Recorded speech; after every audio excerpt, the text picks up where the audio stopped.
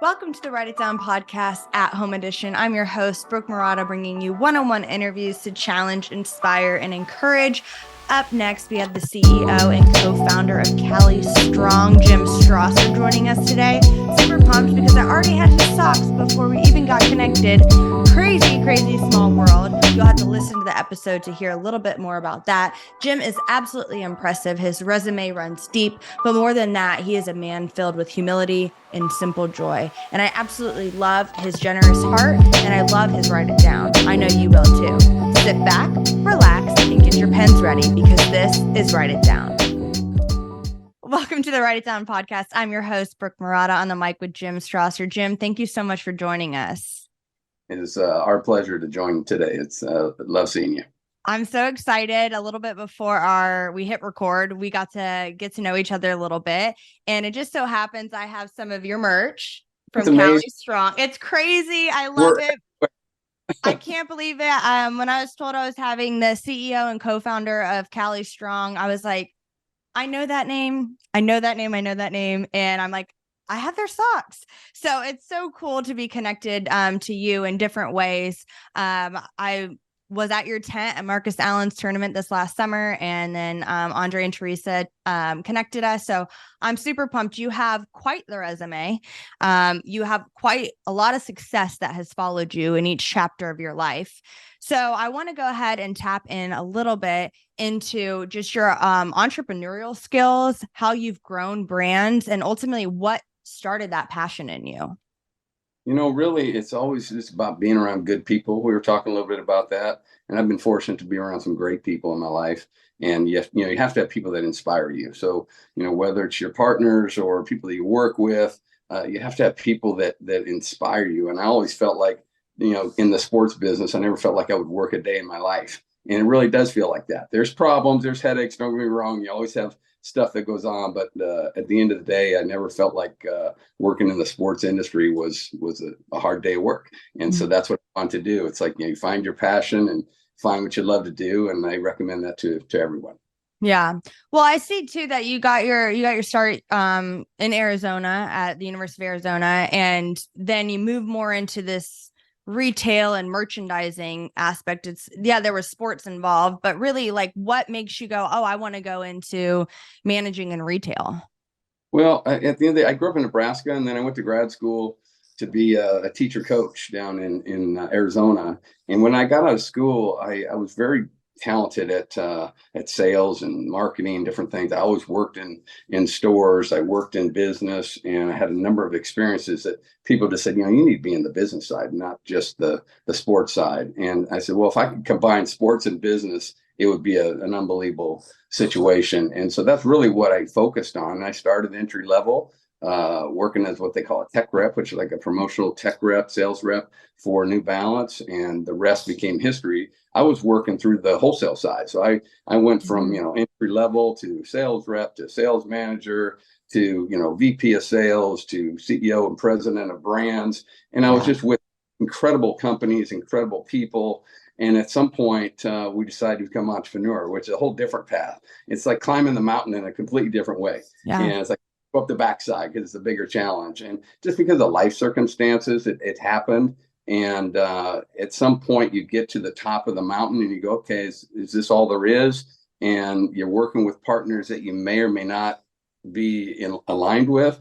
And so I looked at it at some point and said, hey, why don't we just start our own brand and control our own destiny? Even though I was an owner partner of like Converse and Pony, and we did extremely well, you still have other partners that you have to deal with. And if you're not a party partner, you have to fall in line, no matter what, we always work with somebody. And so when my partner, Jennifer Echeverria, and I started talking about starting a brand, we just thought we wanted to control our own destiny. And that's really what got us off into being a direct-to-consumer brand. And you gotta realize I sold brands to retailers, and I didn't realize how hard the retail business was, but I knew it was a competitive advantage for our brand, Cali Strong, to go direct-to-consumer, because that's, you have internet and you have social media. You're able to do that. So you're able to tell your story direct-to-consumer, and it was important for us to open up stores. And so that puts us on the retail side, which is a very difficult business because you have to deal with all the good and the bad of the people that walk in your stores. It's a tremendous thing because you can talk directly to them, but it's hard work, and you have to find good people that can help you tell that story. Right. But I plan on being a retailer. Trust me, I was not going to start my own brand when I was 25 years old, and surely wouldn't have started a brand that had retail stores. But Yeah. it was the best circumstance at the time. Yeah. So you mentioned being with Converse, right? And so you sold Converse to Nike. You were a part of that transaction. Was that, did you use any of the connections that you had because you worked with Nike in the 90s? Was there like, oh, you tapped into that in order to sell it? Or was it just kind of a full circle moment? Like, how did this just happen? Oh, you'll love this story though. So Nike's very controlling company. Nike's the best in our industry. They're very controlling, and I always wanted to work there because I need to learn how everything worked. And I worked there about 4 years and moved up through the ranks. And you move around a lot. You take different positions. And when you leave, I went to Oakley as I was running all sales for Oakley, and Nike sued me for a non-compete. And so you'll see it on public record. Nike sues Jim Stroesser, which is kind of crazy. It was a friend that was running it, a guy from Arizona, actually. And I'm like, dang, okay, this is kind of a headache. And so what they're trying to do is make you sit out because you're going to a competitor. And the next time I see anyone from Nike, I'm one of the partners at Converse. And the partners come in, the Nike people come in to buy Converse. So that was, I did, and really there was no direct connection, but it was kind of amazing because like Tom Clark was the former president of Nike, and he was there when I was involved with Nike. And the next time I see him, he's coming in to buy Converse, and of course you don't bring it up. You just kind of like whatever. It's Yeah, yeah, water, yeah. but Right. it's kind of interesting full circle moment. And so how that really came about was Nike is notorious for looking at brands and not buying them. So they looked at buying Oakley at one time. That's why the two owners, Phil Knight and Jim Gennard, do not like each other because they were best friends. And then he tried to come in and buy Nike or buy Oakley. So they look at everything and then they decide, oh, let's do it ourselves rather than buy the company. They've done that a number of times. And Mm, I talk to my partners at Converse and I go, says Nike wants to buy it. That could be interesting because they will learn everything about us, and then they won't come through. And my partner, Marty Kaysen, who's one of my mentors, just goes, Jim, he goes, Phil's already approved it and they've got 3 weeks to close. Otherwise we're going public. And they literally closed that thing in 3 weeks, which I was like, wow, that was moving very fast for Nike because a lot of times decisions don't happen that quickly, but they really wanted the brand. And we were a really good company for them to buy. So it was a great sale for us. It was a great buy for them. And it's kind of a win-win deal. And so, we bought it for 98 million and we sold it for 305 2.5 years later. So it was like merger and acquisition of the year, and our investors were thrilled because they all made a lot of money from the deal. But the important thing is the company was fixed. Every part of that company was turned around because it was a disaster when we got there. But it was a great brand. It just everything needed to be fixed. I'm talking every single aspect of a company that needed to be fixed. It included a lot of people and operations, computers, product, marketing, positioning, everything. And yeah. then when we got off to Nike, it was already a solid company. All they had to do was just keep putting money behind it and fueling it. And Right. that's what they really haven't done anything bad with the brand.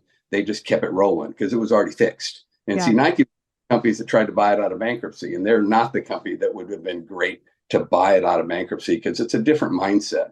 When you're taking over a brand, it was probably the most intense time in my life because everybody is looking at you like, okay, what are you going to do with this thing?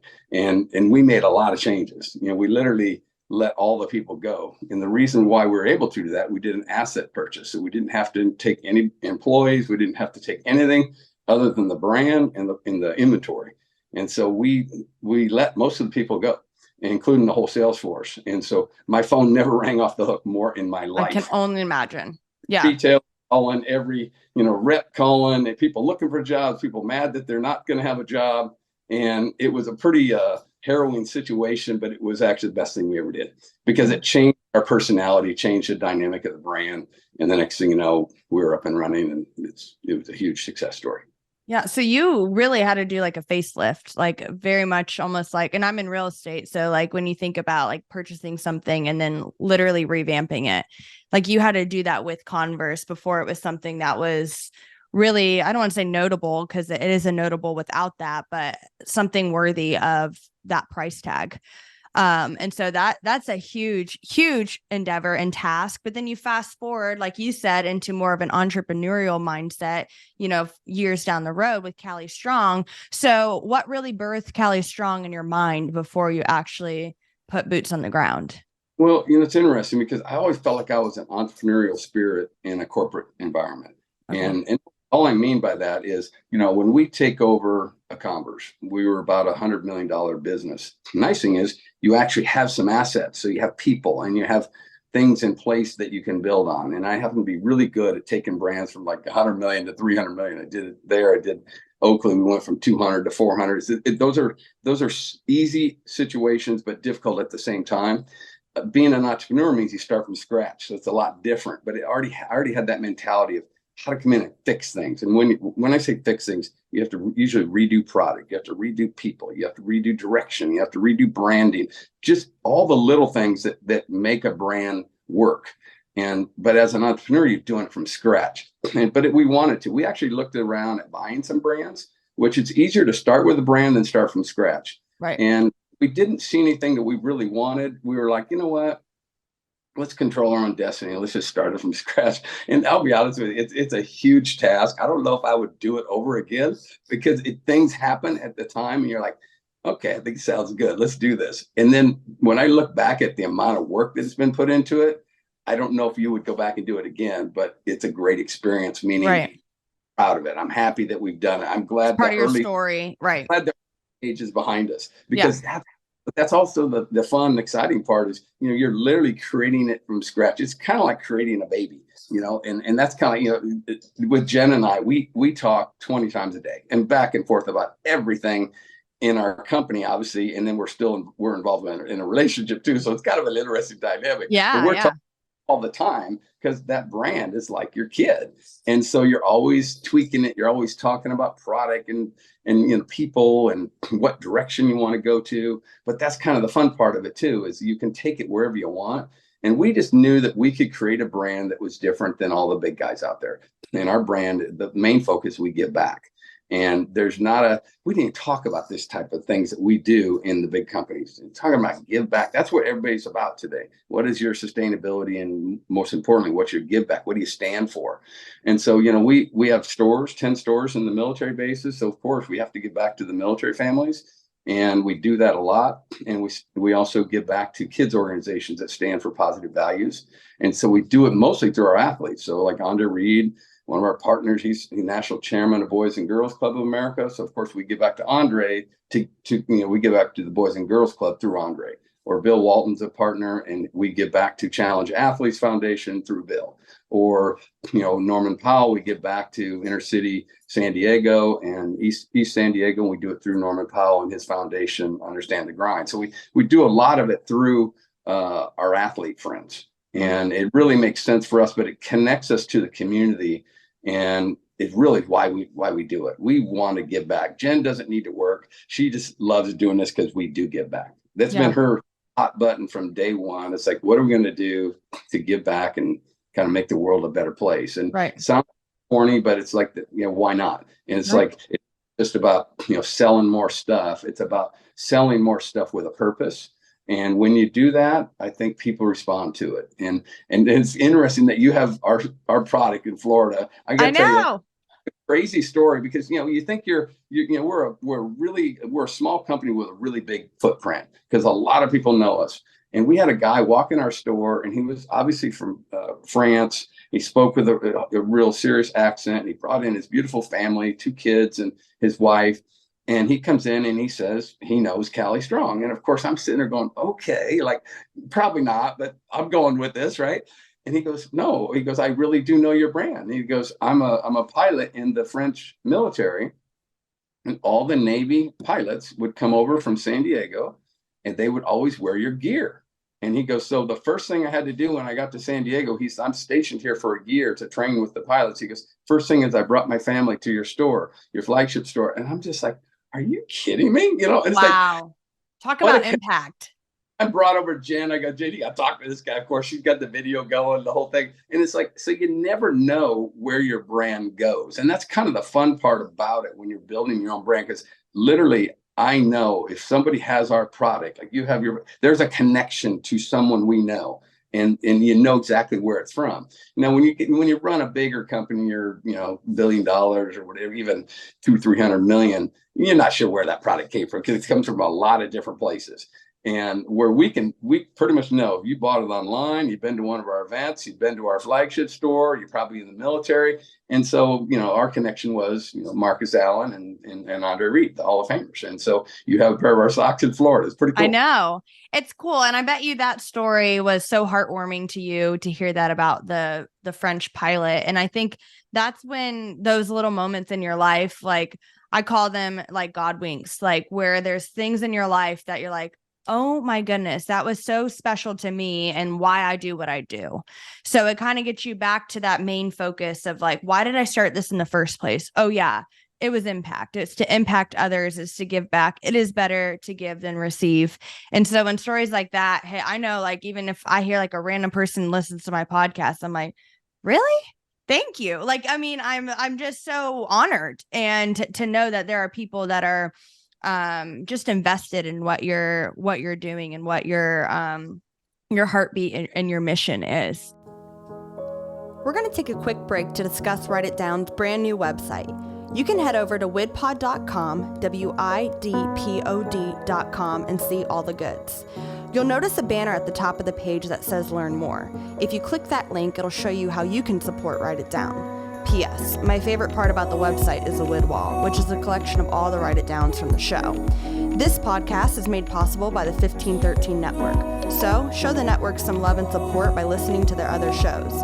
If not, just stick with Write It Down, because I'm the coolest, the realest, the illest. Now, back to the show. Do you ever have plans, I should say, to bring Cali Strong outside of the San Diego area with stores? We get that asked all the time. I'm sure. We sell people all around the world because we have military people that come and go in and out of San Diego. We have a brand flagship store that ties into tourism and our people that come to San Diego to visit. We're in one of the highest tourist areas in San Diego. And so we get people from all over the world that buy our products. But we don't really have the same plan to take our brand there, if you will. Mm-hmm. We open up more stores. We could open up 5, 10, 15, 20 in California alone and never really saturate the marketplace. So our focus is very California centric. We're all about the California athlete. But if we sold the company to someone, they would roll it out, obviously wider. We just don't have any plans to take it outside, although we sell a lot of people outside of California. Yeah, no, I hear you. But not necessarily like you're saying with that brick and mortar, like you would. And plus, I mean, the brand is Cali Strong, not Florida right. Strong. Not that nobody could wear it in Florida or France, but it is nice to keep it kind of close to home and close to like your humble beginnings of where you started. So where would you like to see Cali Strong go next? What's like a bucket list item for you? We're growing the brand every day, and we have amazing people involved with us. I mean, it's like if you really look at our company, it's like, oh my gosh, we make products that no other brand makes it. Even though we're a small entity, we're female owned. My partner's a majority owner, and so that's obviously a good asset in today's market. We have phenomenal partners with us, a lot of athlete partners, a lot of military partners that we get involved with our community, if you will, and they become part of our family. And so we have plans to take this brand out to go compete with the biggest guys out there. At the same time, our competitive advantage is we're all about California and we're all about giving back. So we do things a little different, but we have products that, these interchangeable patch hats have been phenomenal for us. I don't know if we have to get you some of those. So yes. We have reversible bucket hats with patches that nobody's ever seen before. So when we take those out, people go crazy for our product. We do a glow in the dark technology on our shirts that turns blue. We're the only company that makes that technology. So we like doing new and different things that no other companies do, no other competitors do. But I'm crazy enough to think that we can go compete against the billion-dollar players. But I know that work. That's where I came from. And so I built this brand to go compete against the big guys with a different model. Yeah. And that model is direct to consumer. That different model is that we're a give back company, and that we're involved with our all of the people that I mentioned in our company. They're involved with us, and it was the same thing at Converse. Every person in the company was an owner in the brand, including any secretary. You know, from the highest level to the lowest level, everybody owned a piece of Converse when we had that brand. And so when we sold it to Nike, everyone got paid. Everybody got paid a certain level. And we do the same thing here at Cali Strong. So it's like a family, it's like a community, and but our plan is to take this out and grow it to as high as we can take it. Obviously, it always takes money and fuel behind it. That's really, you know, when you see brands growing a lot, when they're opening up multiple stores, there's usually money that's been put into that. And we're at a point now, we have a few friends and partners in the company, but we've been doing a lot of it ourselves, and we have to make that decision. You know, what are the next growth steps? And Right. obviously, we'll need some money to take it out a little broader. But we'll focus more on California, and you know, it's now I think the fourth largest economy in the world is California, and so we love people all over the country, but they buy our products online or in our stores. But for us to roll out our stores, it would be mostly in California. Okay. I love that. So you also go to a lot of events and you're involved with different foundations and events. And I know you probably can't pick your favorite, but what is one of the events that you look forward to the most each year? Well, we really like Charlie Hoffman's tournament. All the other guys are going to get mad at me for that one, but Charlie Hoffman's tournament is off the hook. And Really? so a player, and they've been doing it for years. They raise a lot of money, and they have phenomenal events, and we meet great people there. So we have a lot of fun there. So Jen and I, you know, we usually go to all those events. But you know, Charlie Hoffman's a great one. Marcus Allen's tournament's phenomenal. Andre Reed, Ray Lewis, even we did his tourney up in Orange County. And then we're putting on our own. We do a lot of our own events too. So we have interactive games in our stores. And so we do, it's something that nobody else has done. It's called retailtainment. I'll get into that in a minute. But I love that. an event called, the Cali Strong Games. And we did it a couple of years ago before the pandemic. And now we're doing it this year. And it's going to be a celebrity cornhole and pickleball tournament. But we partnered up with Norman Powell's Understand the Grind Foundation. And so it's going to be a really cool event. So now that's going to be my favorite event this summer. Oh, yeah. That sounds so fun. You will love it. It's celebrity cornhole. Everybody's into that. And then because of popular demand, we're actually going to do a pickleball exhibition, and next year full on pickleball tournament. So it's going to be a who's who there, and a lot of the current Clippers and the owner of the Clippers are coming down.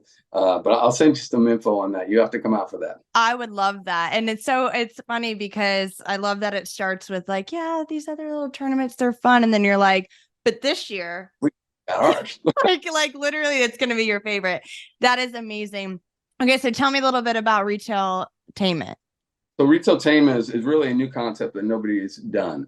Although people will talk about it, retailtainment usually is we're building out a beautiful store, and maybe it's something very engaging. You might have a rock wall or whatever. So we looked at it and said, let's do retailtainment games.